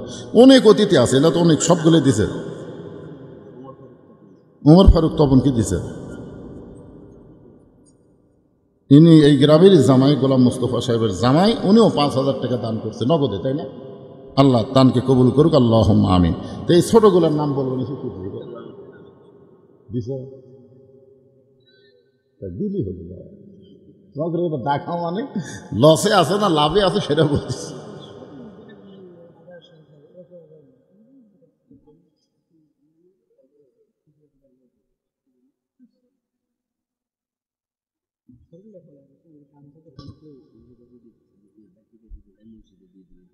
কেউ যদি বাকি দিবার চান মসজিদে দিবে, এই ছেলেরা এই পাঠাগাড়ি করে নেবে না। বাকি যদি কেউ দেন সেটা মসজিদে দিবে। হ্যাঁ, এই গ্রামের মসজিদের কাজ বাকি আছে। যদি কেউ বাকি দেন, সিমেন্ট দেন, টাকা দেন, যদি বাকি ধান দেন, তাহলে আপনার লিখে দিতে পারেন, এখানে কাগজ কলম লিখবে। আর এই পাঠাগারের জন্য যেটা দেবেন সেটা বাকি না, সেটা নগদ। মাহফিল খরচ বাবদ যেটা দিবেন সেটা আপনার নগদ দেবেন ইনশাল্লাহ। সবাই দিছেন তো? আলহামদুলিল্লাহ। যাক, জিকির করেন লা ইলাহা ইল্লাল্লাহ, লা ইলাহা ইল্লাল্লাহ, লা ইলাহা ইল্লাল্লাহ, লা ইলাহা ইল্লাল্লাহ, লা ইলাহা ইল্লাল্লাহ, লা ইলাহা ইল্লাল্লাহ, লা ইলাহা ইল্লাল্লাহু মুহাম্মাদুর রাসূলুল্লাহ সাল্লাল্লাহু আলাইহি ওয়াসাল্লাম। 1 নম্বর ফতোয়া শুন, মন আর মান, মন আর মান এই দুটো এক না হলে ভাগে কুরবানি হবে না। খুব খেয়াল করবেন। আপনি দরকার হলে একটা ছাগল দেবেন, দরকার হলে একটা বকরি দিবেন, কিন্তু ভাগে দিবার গেলে এই দুটা জিনিস খেয়াল করা লাগবে, মন আর মান। সবার মন, যে 3 জন মিলে দিচ্ছেন, এই 3 জনের মন আল্লাহর জন্য দেওয়া লাগবে। কার জন্যে? মান মানে কি 3 জনকে নামাজে হওয়া লাগবে, 3 জনকে না কি হওয়া লাগবে। আমি 3 জন দিয়ে বুঝাচ্ছি, 5 জন হন, 7 জন হন, যেটাই হন, তাহলে এক নম্বর কি? এই মন মান। মন মানে কি? আমাদের যে কয়জন মিলা কুরবানি দিচ্ছি সবগুলার মন হওয়া লাগবে কার জন্যে? আল্লাহর জন্যে। আর মান হচ্ছে সবাইকেই নামাজি হওয়া লাগবে। আচ্ছা মনে করেন সবাই নামাজি, কিন্তু তার মধ্যে একজন গোপনে গোপনে সুদ খায়। হ্যাঁ, মহিলাদের মধ্যে মহিলারা আদায় করবে না, ছেলেরা? মহিলারা আদায়ের কথা বলছি, মহিলারা আদায় করেন। মা আপনাকে ওয়াজই তো আজকে করলাম বেশি, খুশি খুশি দিয়া দেন ইনশাল্লাহ। মা মারে আল্লাহর রাস্তায় আপনারাও দান করবেন মা ইনশাল্লাহ। তো যেটা বলতেছি যে মনে করেন 5 জন হালাল, 1 জন হারাম কামায়, কিন্তু সবাই নামাজি, তাহলে কুরবানি হবে না। জোরে কোন কুরবানি হবে না। আবার খুব খেয়াল করেন, কুরবানি কেনার আগে আপনি যা ইচ্ছা তাই বলতে পারেন যে কুরবানির গোস্ত কত হবে। কুরবানি কেনার আগে শোনেন, কখন এই কুরবানি করার আগে দর দাম গোস্ত মস্ত সব কিছু আপনি বলতে পারবেন। এই গরুর খাবার দেয়, গোস্ত কড্ডি হবে, দাম কড্ডি হবে, এরা সব কিছু করে। কিন্তু যেই কেনা হয়ে গেছে, কেনার সাথে সাথে এর গোস্ত কড্ডি হবে, এটা কিনা মনে হয় ঠকলাম বারে, এই তুই আরেকটু দরদাম কমালে কমলো হনি রে, এগুলো কোনো কথা কুরবানি কেনার পরে বলা যাবে না। কেনার আগে বলতে পারবেন, কিন্তু কেনার পরে কথা কয় না, কেনার পরে বলা যাবে না।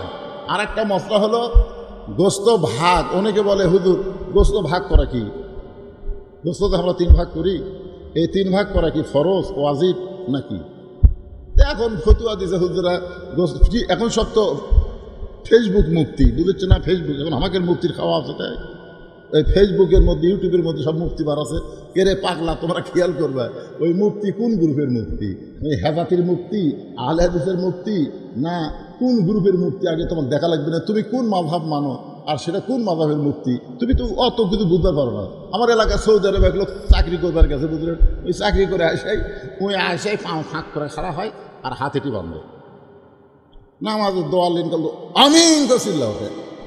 তখন আমি কোনো কে তোর বাপ কুটি হাত বান্ধিয়েছে, কয়েটি তোর দাদা, কয়েটি তুই বুকত কে?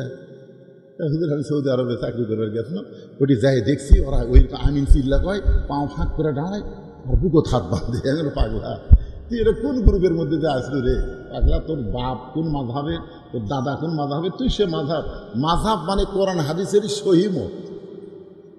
তো এখন আপনি দেখেন গোস্ত 3 ভাগ করলেন, করে 1 ভাগ আপনি দিবেন, 1 ভাগ আত্মীয় দিবেন, 1 ভাগ যারা কুরবানি দিবার পারে না সেই গরিব মিসকিনকে আপনি দিবেন। আমার কথাকে বুঝলেন? অনেক জায়গায় দেখা যায় ওই গাঁওয়ালি ভাগ আবার কুরবানি আল্লাহ লেয়, আবার লেয় যে আমার গোস্ত তো লয়, আমি অন্য কারো গোস্ত দিচ্ছি, লেওয়া চলবে না। কারণ যারা দিচ্ছেন তারা সবাই তো মিসকিনকেই দিচ্ছেন, নাকি করছেন? সেই মিসকিনগুলো একত্র করে আবার মিসকিনদেরকে আপনারা ভাগ করে দেন। এটার মধ্যে আর নেওয়া যাবে না। আপনি যেটা দিচ্ছেন সেটা নেওয়া যাবে না। বমি করা জিনিস পুনরায় তুলে খাওয়া যাবে না। যেটা আপনি দিয়ে দিয়েছেন 3 ভাগের 1 ভাগ, ওটার আপনি নিতে পারবেন না। আত্মীয় স্বজনের ভাগ আত্মীয় স্বজনকে দিতে পারবেন। যদি আপনার আত্মীয় স্বজন না থাকে সে গোস্ত আপনি নিজে খেতে পারবেন, কোনো সমস্যা নাই। কিন্তু মিসকিনের ভাগের মধ্যে আপনি একটা টুকরা গোস্ত যদি আপনার কুরবানির মধ্যে আসে তাহলে কুরবানি বাতিল হয়ে যাবে। আমার কথাকে বুঝতে পারলেন? এই মশলাগুলো আপনার খেয়াল করবেন। আর সবচেয়ে বড় খেয়াল করবেন, ওই ভাগে কুরবানি কবুল হওয়ার গ্যারান্টি খুবই কম। ভাগে মন এবং মান যদি ঠিক থাকে তাহলে আপনারা দিবেন, অসুবিধা নেই। পারতপক্ষে একা একটা ছাগল দিবেন। কুরবানি কার জন্যে? আল্লাহর জন্যে। আজকে এখানে বলা হয়েছে ফাসাল্লি রব্বিকা ওয়ানহার, 1 নম্বর নামাজ, 2 নম্বর কুরবানি। ছোট্ট হোসেনকে উম্মে ফজল যখন নবীর হাতে তুলে দিয়ে বললেন, ইয়া রাসূলুল্লাহ, আল্লাহ আপনাকে একটা নাতি দিয়েছে, তার নাম রাখছেন হাসান, আর একটা নাতি আল্লাহ আপনাকে দিল, ইয়া রাসূলুল্লাহ আপনি একটু দোয়া করেন। কালো চাদরের ভিতর থেকে নবীর কোলে যখন হোসাইনকে দেওয়া হলো, আল্লাহ নবী হোসাইনকে আসমানের দিকে তুলে এইভাবে বললেন, আল্লাহ এই গোস্তের টুকরাকে তুমি কুরবানি হিসেবে কবুল করে নাও। হোসাইনকে রাসূল বললেন গোস্তের টুকরা, আর বললেন কুরবানি হিসাবে কবুল করে নাও। সমস্ত সাহাবীরা ছোট বাচ্চার মতন কান্না শুরু করে দিলেন, ইয়া রাসূলুল্লাহ আপনি কি দোয়া করলেন? আপনার নাতিকে আপনি কুরবানির দোয়া করলেন কেন? রাসূল বললেন, সাহাবীরা তোমরা সেদিন থাকবে না সবাই, আমি নবীও সেদিন থাকবো না। শুনে নাও, আমার এই নাতি হোসাইন বাতিলের বিরুদ্ধে হকের পক্ষে আল্লাহর জন্যে নিজের জীবনকে কুরবানি করে দিবে। সামনে আমাদের খুব একটা ভালো দিন আসতেছে না ভাইজান। দিন দিন পৃথিবীর অবস্থা খুব খারাপ। ধরে কোন কথা ঠিক কিনা? এখন যারা কোরআন নিয়ে দল করে, কোরআনের দল যারা করে, তাদেরকে নানা রকম ভাবে অপদস্থ করার পায় তারা চলতেছে। হয়তো সামনে দেখবেন যে আমাদের প্রতিবেশী, যাকে আমরা ভারত বলি, ওরা আসলে আমাদের প্রতিবেশী না, সবচাইতে বড় শত্রু। ধরে কোন কথা ঠিক কিনা? আবার যেভাবেই হোক আলেমদেরকে দমানোর চেষ্টা হবে। কিছুদিন আমরা দেখলাম 15 বছর যে আলেমগুলো সব জেলখানায়, খারাপ মানুষগুলো জামিন পায়। আবার হয়তো এরকম দিন যেন সামনে না আসে। এই দিন আমাদেরকে ত্যাগ করা লাগবে, কুরবানি করা লাগবে। দরকার হলে নিজের জীবনকে আল্লাহর রাস্তায় কুরবানি করব, কিন্তু আর বাতিলের সঙ্গে আমরা আপোষ করব না। ধরে কোন কথা ঠিক কি না? আজকে আমাদের সবচাইতে বড় কুরবানি, যত রাত পর্যন্ত ওয়াজ শুনি, ফজরের নামাজের সময় আমাদেরকে জামাতের সঙ্গে নামাজ আদায় করা লাগবে। এটাও কিন্তু একটা কুরবানি, এটাও একটা কুরবানি। আজকে আপনারা যা অজু করে বিছনাত ঘুমাতে যাবেন, অজু করবেন। প্রতিদিন তো বিছনাত অজু ছাড়া পেশাব করে ঘুমাতে যান। আজকে কি করবেন? অজু করে বিছনায় যাবেন, আল্লাহুম্মা বিইসমিকা আমুতু আহিয়া, এই দোয়া পড়ে আয়াতুল কুরসি পড়ে বুকে ফুঁক দিবেন। ফজরের নামাজ জামাতের সঙ্গে আদায় করলে আজকে রাতের কুরবানি আল্লাহ কবুল করে নেবে। সকলে বলে আল্লাহুম্মা আমিন। আস্তাগফিরুল্লাহ রব্বি মিন কুল্লি যামবি ওয়া আতুবু ইলাইহি লা হাওলা ওয়ালা কুওয়াতা ইল্লা বিল্লাহিল আলিয়্যিল আযীম। আল্লাহুম্মা সাল্লি আলা মুহাম্মাদ, আল্লাহুম্মা বারিক আলা মুহাম্মাদ, আল্লাহুম্মা আমিন। আল্লাহুম্মা আনতাস সালাম ওয়া মিনকাস সালাম, তাবারাকতা ইয়া যাল জালালি ওয়াল ইকরাম। আয় আল্লাহ তাআলা, কঠিন গরমের ভিতরে তোমার বান্দারা আরামের বাড়ি, ঘুমকে বাদ দিয়া, ফ্যানের বাতাসকে বাদ দিয়া, আয় আল্লাহ তাআলা এই জান্নাতের বাগানে বসে বসে ঘন্টার পর ঘন্টা আলোচনা শোনার শেষে আমি গুনাহগারের সঙ্গে হাত তুলেছি। আল্লাহ মেহেরবানি করে আজকের মাহফিল আমাদের সকলের হেদায়েতের জন্যে, নাজাতের জন্যে, জান্নাতের জন্যে কবুল করে নাও। এই মাহফিলের শুরু থেকে শেষ পর্যন্ত যত আলোচনা হয়েছে আল্লাহ, এর মধ্যে যদি ত্রুটি হয়, ভুল হয়, মাফ করে দাও আল্লাহ। জাহাদিয়া মঞ্জুর করো, সোনার মদিনায় নবী পাকের রওজা মোবারক আল্লাহ কবুল করে নাও। তামাম আম্বিয়ায়ে কেরাম, আসহাবে কেরাম, তাবিঈন কেরাম, তাবিঈন কেরাম, আল্লাহ আমরা যারা হাত তুলেছি, আমাদের জনম দুঃখনী মা বাবা যাদের কবরে চলে গেছে, আল্লাহ মেহেরবানি করে মা বাবার কবরকে জান্নাতের টুকরা বানিয়ে দেন। আল্লাহ যেই যুবকেরা কষ্ট করে মেহনত করে আল্লাহ তাদের পাঠাগারের পক্ষ থেকে আজকের জান্নাতের বাগান লাগাই দিয়েছে, এই সমস্ত যুবকদেরকে আল্লাহ 5 ওয়াক্ত নামাজি কবুল করে নেন। আল্লাহ এই গ্রামের উপরে রহমত বরকতের দরজা খুলে দেন। সম্মানিত মা বোনেরা পর্দার অন্তরালে বসে বসে যারা ওয়াজ শুনেছে, আবিদা সালিহা পর্দা নিজে কবুল করে মা ফাতেমার চরিত্র দান করে দেন। আল্লাহ আমার আব্দুল মালিক ভাই সহ আল্লাহ তাআলা যারা আমরা হাত তুলেছি, আল্লাহ কে কোন নিয়তে হাত তুলেছে, সকলের নেক নিয়ত নেক আশাকে আল্লাহ আপনি কবুল করেন। আজকের মাহফিলের সম্মানিত সভাপতিকে আল্লাহ আপনি কবুল করেন। আল্লাহ বীর মুক্তিযোদ্ধা মানুষ আজকের মাহফিলের সম্মানিত প্রধান অতিথি চেয়ারম্যান সাহেব, আল্লাহ এছাড়াও সম্মানিত অতিথিবৃন্দ, আল্লাহ যুবকদেরকে খুশি করার জন্য কোরআনের মাহফিলে যারা নগদের দান করেছে অল্প বেশি, আল্লাহ সকলের দানগুলোকে জান্নাতের বিনিময় হিসাবে কবুল করে নেন। আয় আল্লাহ তাআলা পাঠাগারের সম্মানিত সভাপতি, সম্মানিত সেক্রেটারি, ক্যাশিয়ার সদস্য, আল্লাহ সকলকে জান্নাতি সদস্য হিসেবে কবুল করেন। এ পাঠাগারের মাধ্যমে এলাকার মানুষের সুশিক্ষার একটা ব্যবস্থা করার তৌফিক দিয়ে দেন আল্লাহ। আল্লাহ গোটা বিশ্বের মুসলমানকে হেফাজত করেন, ফিলিস্তিন মুসলমানের জন্য দোয়া করেন। আল্লাহ ফিলিস্তিনকে মুক্ত স্বাধীন করে দেন, গাজাকে আল্লাহ আপনি স্বাধীন করে দেন, ইহুদিকে আল্লাহ পৃথিবীর মানচিত্র থেকে ধ্বংস করে দেন। ভারতে মুসলমানদেরকে নির্যাতন করতেছে, মসজিদ মাদ্রাসা ভাঙতেছে, আল্লাহ আপনি সব দেখতেছেন। আল্লাহ সব ক্ষমতা আপনার, আপনি সব উলটপালট করতে পারেন। আল্লাহ আল্লাহ আপনার উপর সব দায়িত্ব দিয়ে দিলাম। আল্লাহ আমার বাংলাদেশের প্রতি আল্লাহ খাস রহমত করেন। আল্লাহ খাস করে নওগাঁ জেলার অত্র এলাকার প্রতি আল্লাহ আপনি রহমত করেন। সুবহান রাব্বিকা রব্বিল ইজ্জাতি আম্মা ইয়াসিফুন ওয়া সালামুন আলাল মুরসালিন আলহামদুলিল্লাহি রাব্বিল আলামিন। ওয়াজাল আখিরাতু কালিমাতুন ইনদাল মাউত। সকলে পড়েন লা ইলাহা ইল্লাল্লাহু মুহাম্মাদুর রাসূলুল্লাহ সাল্লাল্লাহু আলাইহি সাল্লাম। আসসালামু আলাইকুম ওয়া রাহমাতুল্লাহি ওয়া বারাকাতুহু।